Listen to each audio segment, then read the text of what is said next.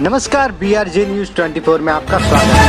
आइए जानते हैं आज की खास खबर पर। शिव कुमार हमदर्द प्रधान, ग्राम पंचायत नंगला कुंदन, ब्लॉक अमानपुर, जिला कासगंज। यह प्रधान संघ जिला अध्यक्ष महामंत्री कासगंज भी हैं और आवंतीबाई लोधी महासभा के प्रदेश अध्यक्ष भी। इनकी 48 वोटों से भारी भरकम जीत हुई है। चलिए जानते हैं इनके बारे में BRJ न्यूज के साथ।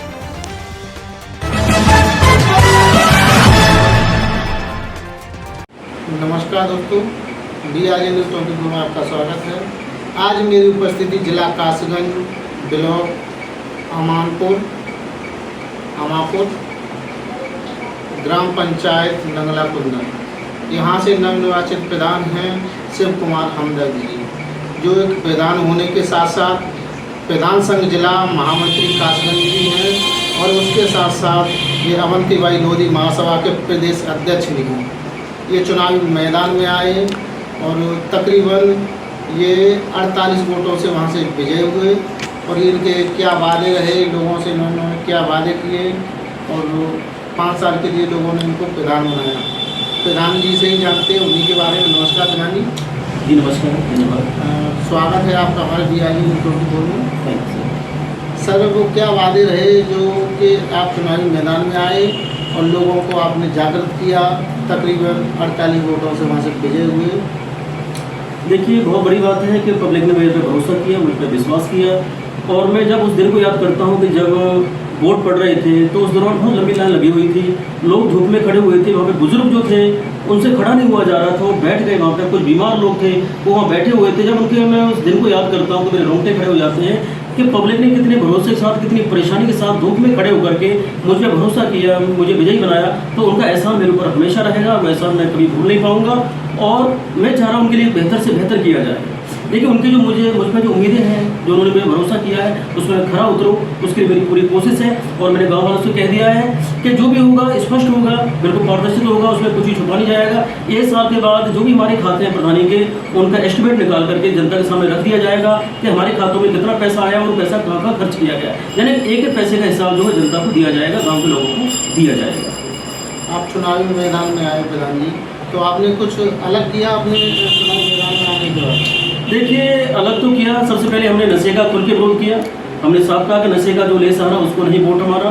देखिए, जो व्यक्ति हमारे भाइयों को शराब पिला रहा है, हमारे भतीजों को शराब पिला रहा है, हमारे बच्चों को शराब पिला रहा है, वो गांव में शराब के ठेके तो खुलवा सकता है, शिक्षा व्यवस्था सही नहीं कर पाएगा। इस बात को गांव के लोगों के बीच में रखा और लोगों ने इस बात को स्वीकार किया। लोग कहते हैं कि बिना शराब की राजनीति नहीं होती है, तो मैं ये बात कहना चाहूँगा कि बिना शराब की राजनीति होती भी है और जीता भी जाता है। इसका एग्जाम्पल मैं हूँ। देखिए, मैंने शराब का खुल के विरोध किया। सीधी सी बात है, देखिए, नशा जो बांटता है वो हमारा दुश्मन है, हमारा शत्रु है, समाज का बैरी है। जो हमारे युवाओं को नशेड़ी बना रहा है वो हमारा अपना कभी हो नहीं सकता है। वो एक लालची है, स्वार्थी है, और ऐसे स्वार्थी लोगों से हमें बच के रहना चाहिए। और जो हमारा हितैषी होगा वो हमारे स्वास्थ्य को देखेगा, गाँव की सभ्यता को देखेगा और गाँव में इन चीज़ों को, कुरीतियों को दूर रखेगा। प्रधान जी, जैसे कि आप मैं हूँ। देखिए, मैंने शराब का खुल के विरोध किया। सीधी सी बात है, देखिए, नशा जो बांटता है वो हमारा दुश्मन है, हमारा शत्रु है, समाज का बैरी है। जो हमारे युवाओं को नशेड़ी बना रहा है वो हमारा अपना कभी हो नहीं सकता है। वो एक लालची है, स्वार्थी है, और ऐसे स्वार्थी लोगों से हमें बच के रहना चाहिए। और जो हमारा हितैषी होगा वो हमारे स्वास्थ्य को देखेगा, गाँव की सभ्यता को देखेगा और गाँव में इन चीज़ों को, कुरीतियों को दूर रखेगा। प्रधान जी, जैसे कि आप युवा हैं, युवा होने के साथ साथ आपकी सोच भी युवा है, और आपने जिस हिसाब से बताया कि आपने नशे से बिल्कुल दूर रह करके और चुनावी मैदान में आए और आप चुनाव जीते भी, तो वो क्या रोल मॉडल रहे और 5 साल में आप क्या नया करेंगे गाँव में? देखिए, सबसे पहले जो भी आएगा वो दिखेगा। कुल मिला के जो भी पैसा सरकार देगी वो स्पष्ट तौर पे गांव के सामने प्रदर्शित किया जाएगा कि देखिए कितना आया और कहाँ कहाँ लगा। पहला काम तो ये रहेगा, जो ऊपर से पैसा जितना आएगा वही लग पाएगा। ठीक है जी। और दूसरी बात, बेहतर गाँव की सभा बैठाई जाएगी, बुलाई जाएगी, जो लोगों की मंशा है वो कार्य योजना में रखा जाएगा और बेहतर से बेहतर कार्य किया जाएगा। दूसरी बात, जो हमारी पंचायत के लोग हैं वो भले इंसान हैं और सबका सहयोग हमें मिल रहा है कुल मिला के। और दूसरी बात है, सरकार थोड़ा सा प्रधानों को परेशान कर रही है, वो उतना कोऑपरेट नहीं कर रही है। पहले क्या हुआ करता था कि जो कोटा डीलर हुआ करते थे वो प्रधान के पास जाते थे कि प्रधान जी साइन कर दीजिए ताकि हमारा राशन उठ सके, तो उस समय जो प्रधान का जो था कोटा डीलर पे कंट्रोल होता था, मगर ये प्रधान का अधिकार छीन लिया गया है। दूसरी बात, पहले 14 व्यक्ति जो मिला करता था, इस बार सरकार ने 14 व्यक्ति प्रधानों से छीन करके ब्लॉक प्रमुख और जिला पंचायत अध्यक्ष को दे दिया गया है। वे भी बहुत कह सकते हैं बहुत बड़ी ग्राम पंचायतों की हानि है कि बहुत बड़ी रकम जो मिला करती थी पंचायतों को विकास के लिए, वो थोड़ा सा कट कर दी गई है। और दूसरी बात, अभी एक चीज़ और सामने आ रही है कि जैसे अभी सह सचिव की भर्ती हो रही है, ठीक है, उसमें 6,000 रुपये जो है, जो पैसा मंथली जो दिया जाएगा वो विकास के पैसे से दिया जाएगा। 35 रुपये प्रधान की सैलरी हो गई, उसका 9,000 मंथली जो हम समूह को देंगे, जो समूह शौचालय जो है उनके लिए जो आएगा, कुल मिला के साथ 2-2.5 लाख रुपये जो है वो प्रधान का जो चला जाएगा सैलरी के नाम पर। आप ये बताइए, जिस पैसे से हम 2 खरंजे कर देते थे वो तनख्वाह के नाम से जा रहा है। तो बात यहाँ आ रही है कि हम विकास करें तो कैसे? जो बड़ी पंचायत है उन पर दिक्कत नहीं आ रही है, जैसे हमारी छोटी पंचायत है, पूरा केंद्रीय व्यक्ति का जो पैसा जो है पूरा हमारा सैलरी के नाम से चला जाएगा। तो जिस पैसे से हम 2 खरंजे करते थे, यानी मंथली 5 साल में हम 10 खरंजे कर देते थे, आज वो पैसा हमारा सैलरी के नाम से जाएगा, सह सचिव के नाम पे जाएगा, प्रधान की सैलरी के नाम से। मैं तो यहाँ तक कहा था, मैंने अभी डीपर साहब से बात हुई थी कि हम तो यहाँ तक तैयार बैठे हैं कि मेरी जो सैलरी है मैं छोड़ने को तैयार बैठा हूँ, मैं अपना 3500 रुपये नहीं दूंगा, पर सरकार से कहिए कि थोड़ा सा बजट ऊपर से बढ़ाया जाए, जो छोटी पंचायतें हैं उनको पैसा अलग से दिया जाए ताकि वो अपने गांव का विकास कर सकें। जैसे कि आप प्रधान संघ के जिला महामंत्री नेता थे जी, तो प्रधानों की समस्याओं का निवारण भी आप करते होंगे। जी, तो आप इस बात को मतलब मानते हैं कि सरकार कहीं ना कहीं विधवा कर रही है प्रधानों के साथ?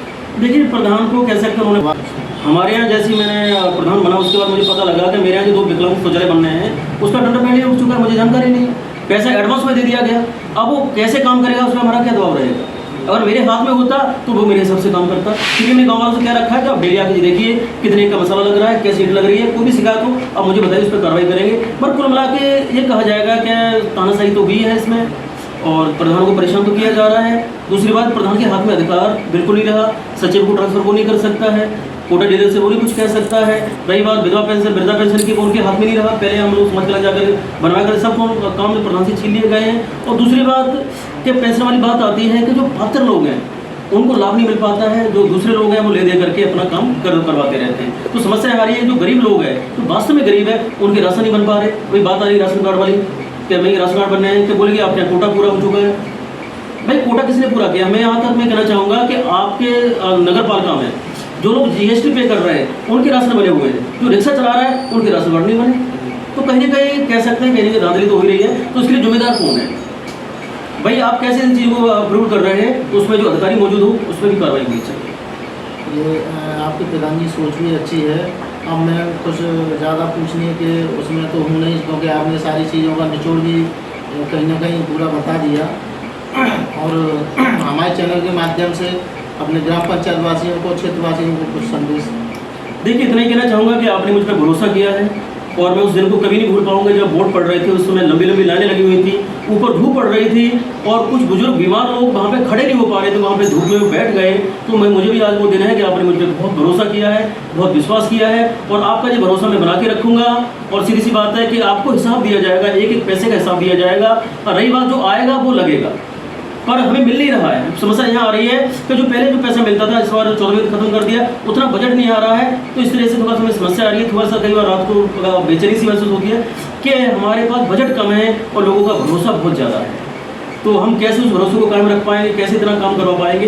पैसा बहुत कम आ रहा है। बाकी उनका एहसान तो हमेशा मेरे ऊपर रहेगा, बाकी सबका सहयोग है और मैं सबका धन्यवाद करता हूँ पूरी पंचायत का, सभी लोगों का, कि आपका विश्वास बना रहेगा, आपका एहसान हमेशा मेरे ऊपर रहेगा और मैं कभी भूलूंगा। बहुत बहुत धन्यवाद प्रधान जी, जो आपने हमारे चैनल को समय दिया। ये हमारे साथ थे शिव कुमार हमदर्द जी। इन्होंने बताया किस प्रकार से राज्य सरकार हमारे ऊपर जाति कर रही है और काम करने में हम सक्षम नहीं हैं और ना ही वो कोई भी पैसा हमसे दिया जा रहा है। सारा हिसाब है तो वो आला अधिकारियों के हाथ में। मैं कैमरामैन अनिल के साथ विनय प्रताप सिंह, खासकर।